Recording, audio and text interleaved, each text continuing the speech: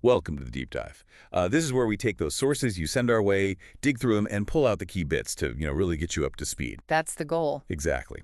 So today we're diving deep into the world of luxury watches. Specifically, a very exclusive new release, the IWC Portugieser Tourbillon Rétrograde Chronograph. That's reference IW3940009 for those keeping score. A mouthful, but an important one. Right. And our mission for you is to really unpack what makes this watch tick, from the fancy materials and the complex mechanics inside to where it sits in the sort of high-end watch world. Sounds good. Let's get into it. Okay, so taking things off, this is IWC's latest for 2025. Yeah. And super limited, only 100 of them being made. Very exclusive right off the bat. Yeah. And the sources we looked at, they highlighted how it kind of mixes the design from the original 2020 versions of this watch. Right, the Tourbillon Rétrograde Chronographs. Exactly. Yeah. But with that specific armor gold and obsidian look, the colorway we've seen on a couple of other recent Portugiesers, like the hand-wound tourbillon day and night. That's right. It seems IWC is really leaning into that aesthetic for their high-end pieces lately. So from your point of view, what's kind of the main takeaway from them using this specific combo again? Does it, signal something for their strategy?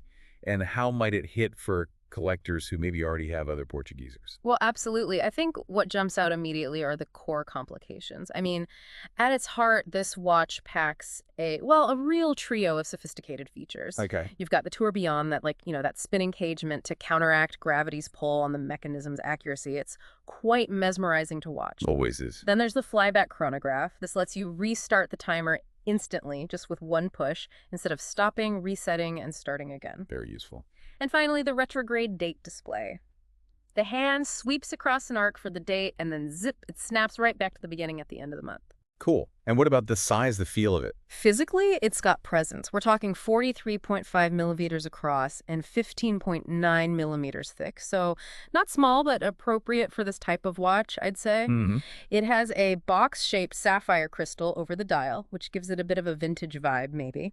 And a round back, a screw-on display case back, so you can actually see the movement inside. Nice. Water resistance. It's rated at 30 meters, so fine for washing your hands or getting caught in the rain, but definitely not for swimming. Got it. Now, our sources really honed in on something specific, the case material.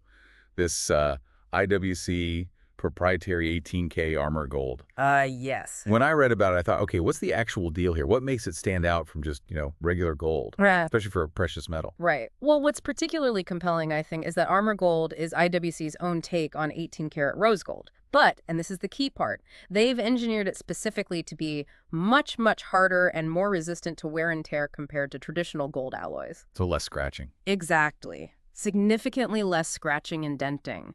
For someone buying a watch at this level, this isn't just about, avoiding a few minor marks. It's about protecting the look, the feel, the value of something that could be passed down. It really helps maintain that pristine condition over time, which is a big deal when you're working with gold, traditionally quite soft. That makes sense. It's sort of practical luxury then. That's a great way to put it. A genuine leap in practical luxury. Yeah. Okay, so we've covered the tough exterior, the armor gold case, but the face of the watch, the dial, that's often where the magic happens visually. Let's talk about that obsidian color. How do they get that look? The dial is, it's quite something. It starts with a sunburst finish, which already gives it some life, some play with the light.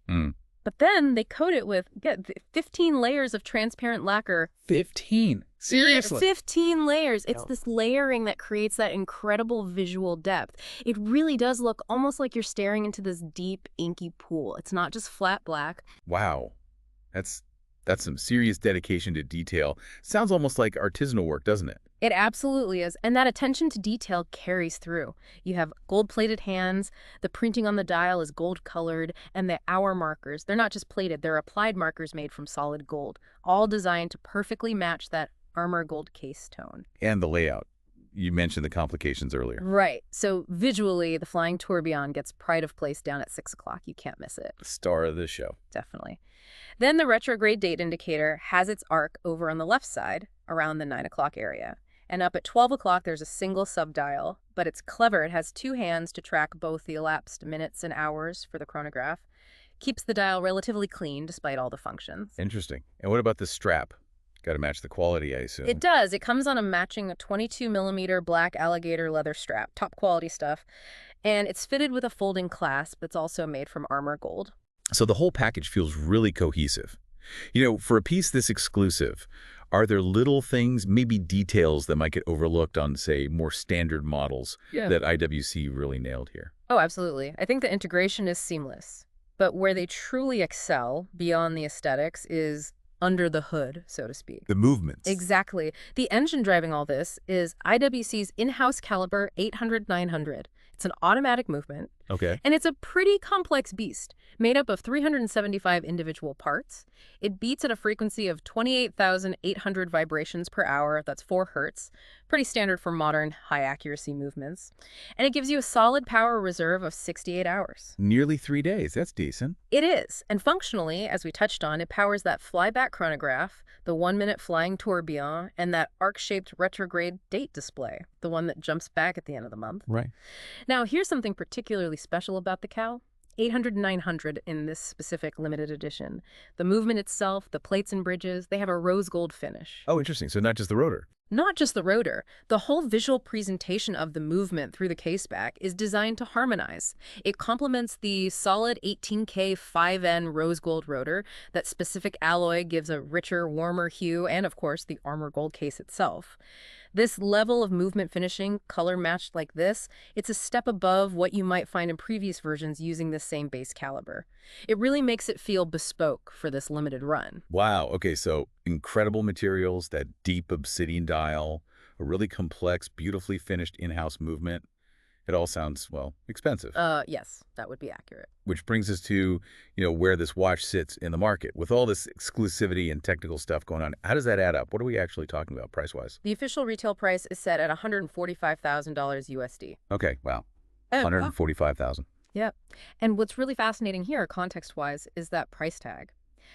At $135K, this single watch costs more than buying both the Portugieser Perpetual Calendar 44 and the hand-wound Tourbillon Day and Night, combine the other 2 models we mentioned that also use this armor gold and obsidian combination. Whoa. Okay, that really puts it in perspective. It really does. It highlights just how exclusive this piece is meant to be. It positions it right up there, near the absolute peak of the current Portugieser collection. It's worlds away from, say, IWC's entry-level Portugieser models, which, as the sources pointed out, you can find for well under $10,000. So definitely not an entry point. Not even close. This is a serious statement piece aimed at a very, very specific collector. Right. So there you have it, really. Yeah. The IWC Portugieser Tourbillon Rétrograde Chronograph, IW394009.